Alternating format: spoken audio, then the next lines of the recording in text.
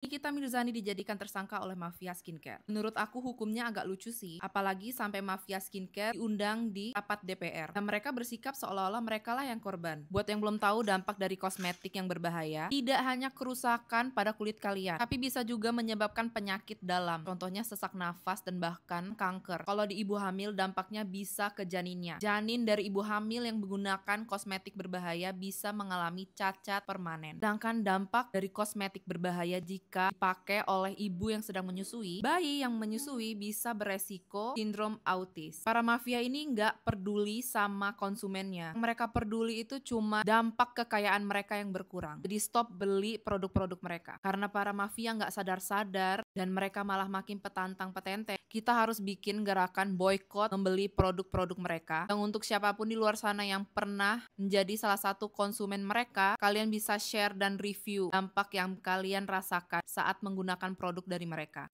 Kembali terbukti kata-kataku toh, persoalan skincare, persoalan kosmetik itu apa? Coba kau lihat 20 Februari 2025 resmi Nikita Mirzani dan asistennya ditetapkan menjadi tersangka atas dugaan kasus pemerasan dan tindak pidana pencucian uang. Itu selalu saya bilang kemarin, katanya Pak ini Nikmir begini, Pak ini Doktif begini-begini, kalau ada pemerasan, ada ini, ada itu. Kalau ada pemerasan, kok contoh itu Reza Gladys, pintar dia laporkan berdasarkan fakta. Ada bukti chat, setelah diperiksa itu bukti chat, WhatsApp, ada saksi, bukti transfer. Dan dirasa dari kepolisian itu bahwasanya buktinya cukup, ya sudah ditetapkan jadi tersangka. Jangan ngoceh ini Pak diperas Pak begini. Padahal nggak ada bukti, nggak berani juga melapor.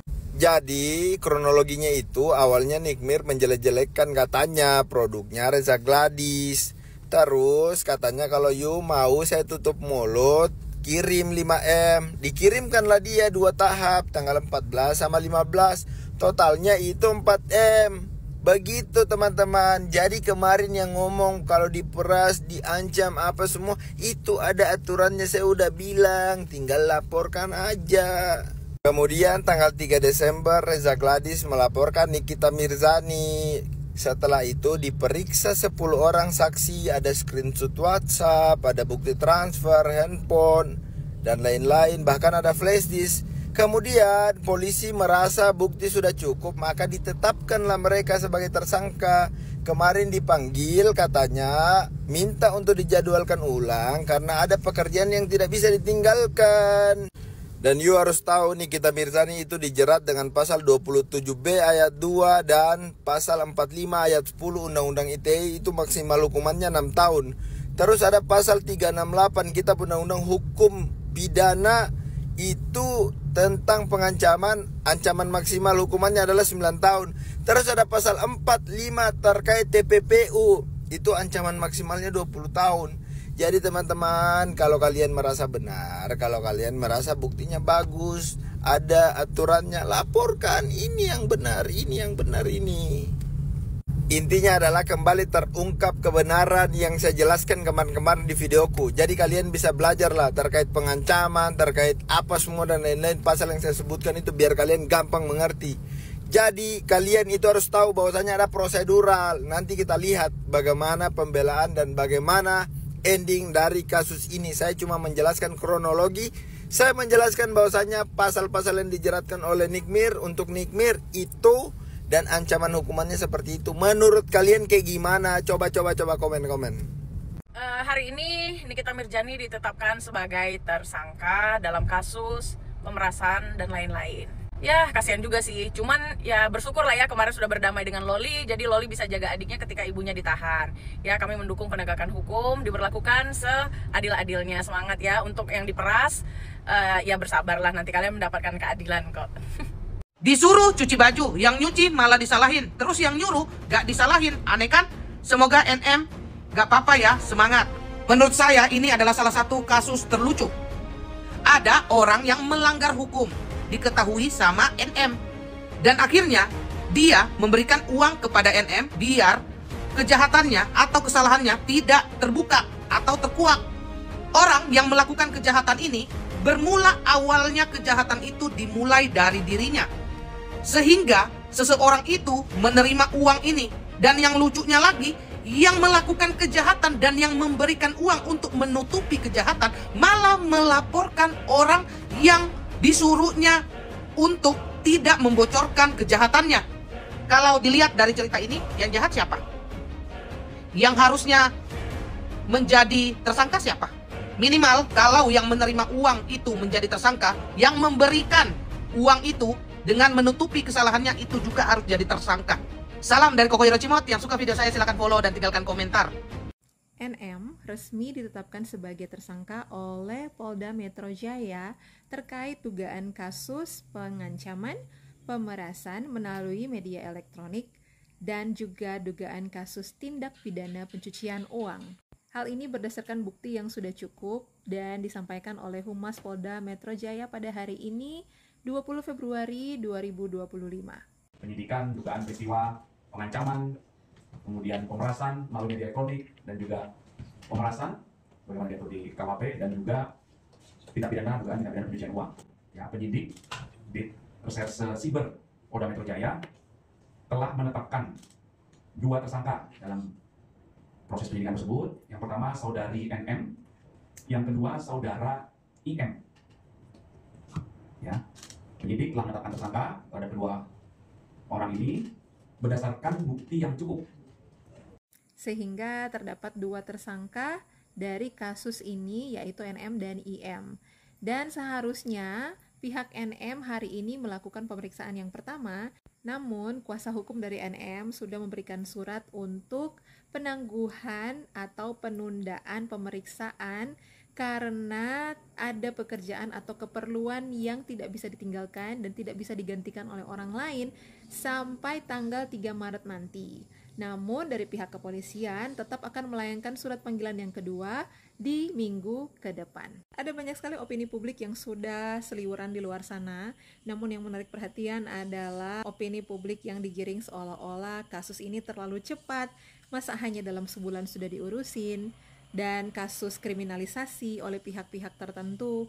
Pertanyaan saya, apakah netizen tahu bahwa di hari Sabtu kemarin ada satu kasus pemerasan yang dilakukan oleh wartawan bodong yang disebut dengan Bodrex. Mereka melakukan pemerasan dan pengancaman kepada beberapa pihak dan pemerasan uang sebesar 10-30 juta. Dan itu dilaporkan pada tanggal 7 Februari dan proses penangkapan dan penetapan tersangka itu pada hari Sabtu, yaitu tanggal 15 Februari, which is only 1 week. Jadi, untuk kasus Dr. Reza ini termasuk lambat. Sebenarnya untuk opini yang punya backing-backingan ini dan itu, yang punya power ini dan itu, bukankah pihak dari sana? Bukan pihak dari Dr. Reza. Kenapa sekarang seolah-olah opini publik digiring bahwa Dr. Reza lah yang memiliki backingan, Dr. Reza lah yang memiliki ini dan itu? Kenapa ketika Polri menguntungkan pihak kalian, kalian menyanjung, tapi ketika Polri mungkin tidak di pihak kalian, kalian menuduh ada sesuatu, ada kriminalisasi, ada backingan, ada ini dan itu?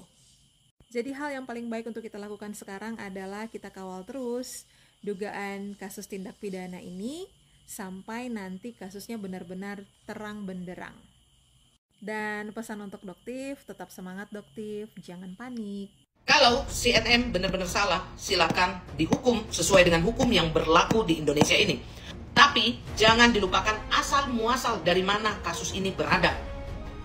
Kita semua mendukung NM untuk membuka semua kasus ini, membongkar semua kasus ini, sehingga siapa saja yang ada di belakangnya ini harus terbuka terang benderang. Dikit-dikit membela, dikatakan ternaknya Nicky Bull, penyembahnya Nicky Bull, cairlah segala macam lah yang kalian tuduhkan kepada orang-orang yang mendukung NM. NM itu adalah manusia yang tahan banting dan tidak pernah takut sama haters.